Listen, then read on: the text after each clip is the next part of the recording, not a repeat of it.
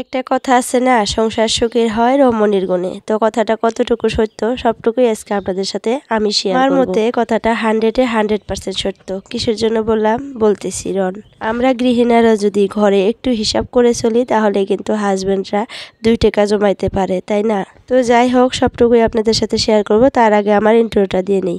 So hello everyone, welcome back to my channel Nazneen blogs. তো আপনারা কেমন আছেন? আশা করতেছি ভালো আছেন। আলহামদুলিল্লাহ, আপনাদের দোয়া এবং আল্লাহর অশেষ রহমতে আমিও ভালো আছি। তো আজকে আমার এই ভিডিওটা যে যেখান থেকে দেখতেছেন, কাছে দূরে, দেশে এবং দেশের বাইরে, সবাইকে জানাই অনেক অনেক ধন্যবাদ। আমার এই ভিডিওটা যদি কোনো অংশে কোনো দিক থেকে একটু ভালো লাগে তাহলে প্লিজ একটা লাইক দিয়ে সাথেই থাকবেন। তো এই যে ঘুম থেকে উঠে কাজে লেগে পড়ছি সংসারে। তো ভাবলাম আজকে সংসারে টুকটাক কাজকর্ম করি আর আপনাদের সাথে কিছু কথা শেয়ার করি। আমার সংসারে আমি কিভাবে চলে 2 টাকা জমাই আর সংসারটাকে একটু সুখের করে তুলি। তো আমাদের বাড়ির আশেপাশে বা আমাদের আশেপাশে কিছু মানুষ আছে, দেখবেন খুব ভালো চলে, মানে খাওয়া পিন্দায় খুব ভালো চলে, কিন্তু তাদের ঘর বাড়িতে এরকমটা নাই। কেন বলেন তো? ওই যে দিন বাজার করে আনে, দিনই খেয়ে শেষ করে। একদিন বাজার করবে, একদিনেই শেষ, বা 2 দিন হাইয়েস্ট।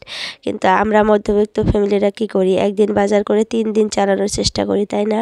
একদিন যদি ভালো মন্দ নিয়ে আসে তাহলে 3 দিন সেটা আমরা একটু একটু করে খাই। তো 3 দিনের টাকাটা বেঁচে যায়, তাই না বলেন? একদিন বাজার করে আর 2 দিনের টাকাটা কিন্তু আমরা সেভ করতে পারি। তো আমরা ঘরে যদি বউরা বা স্ত্রীরা বা গৃহিণীরা যাই বলেন, একটু হিসাব করে চলি, মানে টাকা খরচ করতে, বা আমরা সংসারের জিনিসপত্র একটু হিসাব করে নেই, একদিনের জিনিস 2 দিনে খাই, বা 10 দিনের জিনিসটা 15 দিনে খাই, তো সেই 5 দিনের টাকাটা কিন্তু বেঁচে যায়। আর সেই টাকাটাই কিন্তু হাজবেন্ডরা জমাইতে পারে। আর আমরা ঘরে গৃহিণীরা যদি একটু বিহেসিবি হই, মানে একদিনের জিনিস একদিনেই খায়া শেষ করে দেই আর 5 দিনের জিনিস একদিনে খায়া শেষ করি, তাহলে কিন্তু বাহিরে আমার হাজবেন্ডরা, মানে আমাদের হাজবেন্ডরা 1 টাকাও জমাইতে পারবে না। বলেন কথাটা ঠিক না না ব্যাঠিক? আমার মতে আমরা গৃহিণীরা যদি একটু হিসাব করে চলি, একটু মানে সেভ করে চলি, 2 টাকা 3 টাকা কিন্তু জমাইতে পারবো আমরাও। আমাদের কিন্তু হাজবেন্ডরা কিছু টাকা দেয় খরচ করার জন্য। কিছু সংখ্যক নারী আছে সেই টাকাটা একদম নিজের জন্য শেষ করে ফেলে, নিজেকে মানে সাজিয়ে তোলে, সাজায়, তারপরে দেখবেন এমনি একটা জিনিস কেনে, মানে নিজের ড্রেস পাতি এগুলো কিনে। আবার কিছু সংখ্যক নারী আছে যেই টাকাটা আমাদেরকে হাত খরচের জন্য হাজবেন্ডরা দেয়, লক্ষ্মীর মতো সেই টাকাটা আমরা জমিয়ে জমিয়ে জমিয়ে জমিয়ে মোটা অঙ্কের একটা টাকা জমিয়ে নিই। জমিয়ে সেই টাকাটা দিয়ে দেখবেন আমরা একটা জিনিস করে ফেলি। বলেন ঠিক কিনা? তো সেই জিনিসটা কিন্তু আমাদের সংসারে খুবই বড় একটা হয়তো জিনিসই আমরা করি, যে টাকাটা জমাই, খুব কষ্ট করে জমাই, তো সেই টাকাটা আমরা কিন্তু সহজেই নষ্ট করি না। খুব ভালো একটা জিনিসই আমরা সংসারের জন্য কিনে ফেলি, তো সেই জিনিসটা সংসারের জন্য হয়ে গেল। তো সেরকমটা কিন্তু সবাই করতে পারে না, সবার জন্য কিন্তু এই কাজটা হয় না। কিছু সংখ্যক নারী আছে এরকমটা, তো তার মধ্যে ধরতে পারেন আমাকেও ওইরকমই। আমাকে যদি কিছু টাকা দেয় কোনো দিনও আমি মানে নষ্ট করি না। তো সেই টাকাটা জমিয়ে জমিয়ে সংসারের জন্য বহুত কিছু করছি। আর আমারও বহুত গয়নাপাতি ধরতে পারেন আমি বানাইছি। কিছু টাকা আমি সেভিং করে দেই হাজবেন্ডকে, আর হাজবেন্ড কিছু টাকা মানে তার সাথে প্লাস করে বহুতগুলা গয়নাপাতি আমাকে বানিয়ে দিচ্ছে। তো সেটা কিন্তু সম্ভব হয়েছে আমার জন্য। আমি যদি কিছু টাকা জমিয়ে আমার হাজবেন্ডের হাতে না দিয়ে বলতাম না যে আমি এই যে টাকাটা দিলাম আর কিছু তুমি দিয়ে আমাকে এই জিনিসটা বানিয়ে দাও, তাহলে কিন্তু আমার হাজবেন্ড কোনোদিনও দিত না। তো সেই টাকাটা জমিয়ে আমার হাজবেন্ডকে কিছু টাকা দেওয়ার পর যখন দেখে হাজবেন্ড যে না, ও কিছু দিছে আর কিছু দিলেই তো হয়ে যাইতেছে জিনিসটা, তো সেরকম করেও কিন্তু আমরা সংসারে জিনিস করতে পারি আর আমাদের নিজেরও গহনাপাতি করতে পারি। আর সেই গহনাপাতিগুলো কিন্তু খালি আমাদেরই থাকবে না, আমাদের মেয়ে ছেলে বলেন তাদের জন্যও কিন্তু কাজে লাগবে একদিন, তাই না? তো যাই হোক, সব কিছু মিলিয়ে কিন্তু আমরা গৃহিণীরা একটু সেভ করলে সংসারে সুখ আসবে, শান্তি আসবে, কোনো দিনও মানে অভাব থাকবে না সংসারে। আমার আম্মুটার জন্য দেখেন আমার হাজবেন্ড রাতে এই জুতোগুলো নিয়ে আসছে, কিউট কিউট 2টা, কিন্তু বেশি ছোট হয়ে গেছে, একদম 0 সাইজে নিয়ে আসছে।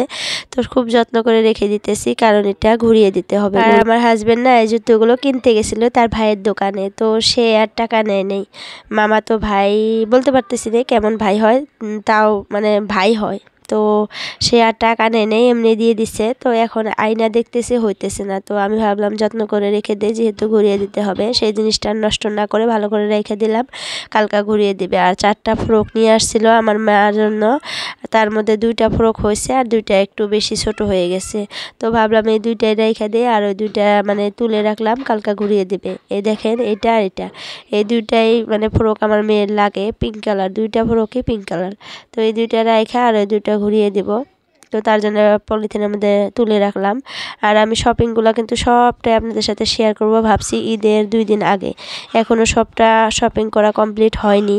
তার নানি কিনছে, তার জ্যাঠও কিনছে, সবাই মিলে কিনে কিনে দিতেছে। সবগুলো আমি জমা করে রাখছি, একবারে একদিন শেয়ার করব। তার বাবাও নিয়ে আসছে, তো সবটাই একদিনে শেয়ার করব ভাবছি। আর আমি কি নিব না নিব সেটাও কিন্তু আপনাদের সাথে শেয়ার করব।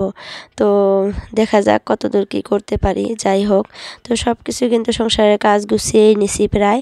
তো এখন এই যে জিনিসগুলো আমি নতুন কাপড়গুলো গডরেজের মধ্যে রেখে দিতেছি। আমার রুমে কিন্তু একদমই জায়গা নাই, মানে একদম মানে একটা কোনাও বাকি নাই জিনিস রাখার। তো বাইরে যদি কাপড়গুলো রেখে দেই, মানে রাখার ওরকম জায়গা নাই, তো ভাবলাম গডরেজের ভিতরে রেখে দিই। তো এই যে কিছু ওষুধের বয়ম ছিল, মানে টেমা ছিল, এগুলা মানে ওষুধগুলা খাইতেছে না, নষ্ট হয়ে গেছে, ডেট পার হয়ে গেছে। ডেট পারও হয় নাই, ডেট আছে, 1-1.5 বছরের ডেট থাকে। তো এরই মধ্যে নিয়ে আসছিল একটা মেডিসিন, মানে খুলে রাখলে কিন্তু তারপরে 10-15 দিন পরে যদি খাওয়া যায় সেই মেডিসিনটা কিন্তু আর ভালো করে কাজ করতে চায় না। তো ওই রকমই কয়টা মেডিসিনের মানে ছিল, তো সেগুলো আমি ফালাইয়া দিলাম, এমনি রাইখা মানে শোকেসের মধ্যে কেমন জানি জঞ্জাল হয়েছিল, তো ফালাইয়া দিলাম, এগুলো যেহেতু লাগবে না। আর আমি কিন্তু ঈদের কামে এখনও মানে করাই স্টার্ট করি নাই, করবো, যখন করব তখন আপনাদের সাথে শেয়ার করব। তো ঘরটা ভালো করে পরিষ্কার করে ঝাড়ু টাড়ু দিয়ে নিয়ে আসলাম। আর আমার ছেলেরা দেখেন এই জায়গায় শুয়ে আছে, ভাসুরের ছেলে, আমার ছেলেও শুয়ে আছে। তো আমি ঘরে নিয়ে আসলাম তাকে, ভাবলাম যে একটু মুছিয়ে দিই আজকে। আর গাও ধুয়ে মানে পানি দিয়ে মুছিয়ে দেবো না, টিস্যু পেপার দিয়ে মুখটা জাস্ট ক্লিন করে দিব। বাহিরে একটু ঠান্ডা ঠান্ডা পড়ছে আজকে, অতটা গরম নাই, তো ভাবলাম যে এমনি মুছিয়ে দিই। আর আমার ছেলের না একটু জ্বর আসছে, জানি না কিসের জন্য, হয়তো বিষের জন্য জ্বরটা আসছে। তো ভাবলাম আজকে আর পানি লাগাবোই না তার শরীরে, কালকে একবারে সুন্দর করে মাথা টাথা পরিষ্কার করে শ্যাম্পু করে দিব। তো তার জন্য আজকে সিম্পল করে মুছে দিলাম আর জাস্ট গামছাটা চেঞ্জ করে দিলাম।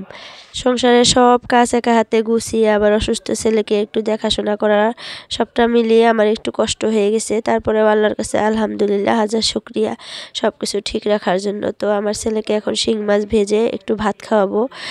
কালকাও সোয়াবিন ভেজে দিছি, আজকে ভাবলাম শিঙি মাছ ভেজে দিই, জানি না খাবে না নাই। শিঙি মাছগুলো আনছে থেকে এখন অবধি এক অক্তও আমার ছেলে খায়নি।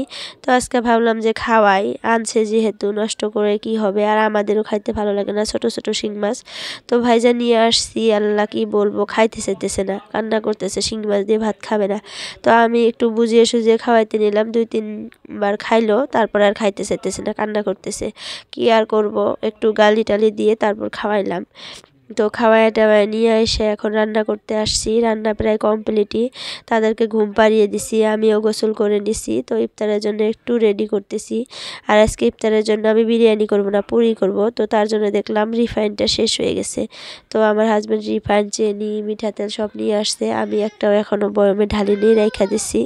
তো এখন ঢেলে নিলাম, এখন যেহেতু লাগবে পুরি ভাজবো আজকে, তো একটু তেল বেশি লাগবে, তো তার জন্য ঢেলে নিলাম। আর আমি না আমার মেয়েকে ঘুম পাড়িয়ে ভয়েস ওভার করতে নিয়েছিলাম। তো এখন দেখি আমার মেয়ে উঠে পড়ছে, হয়তো তার কান্না শুনতে পারতেছেন আপনারা, তো অ্যাভয়েড করবেন প্লিজ তার কান্নাটা। তাকে আমি চুপ করিয়ে তারপরে আবার আসলাম ভয়েস ওভার করার জন্য।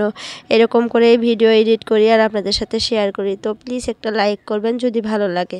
আর যদি আমার চ্যানেলে কেউ নতুন আছেন, প্লিজ চ্যানেলটা সাবস্ক্রাইব করে সাথে থাকবেন, বেল বাটনটা ক্লিক করে দিবেন, অল নোটিফিকেশন, যখনই আমি ভিডিও আপলোড করব আপনার মোবাইলে নোটিফিকেশন চলে যাবে, আর সময় করে আপনি আমার ভিডিওটা দেখে নিতে পারবেন। তো যাই হোক, এই যে আমি পুরিগুলা ভেজে নিতেছি একটা একটা করে।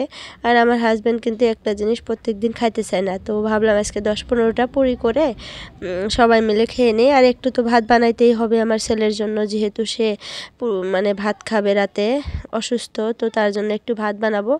আমার যদি খিদা বেশি লাগে যায় তো সেখান থেকে একটু ভাত খাবো। আসল কথা কি জানেন, আমি যত কিছুই খাই আমার ভাত না খাইলে একদমই চলে না। তো এই যে ইফতারটা রেডি করে নিছি, আজকের জন্য এতটুকুই।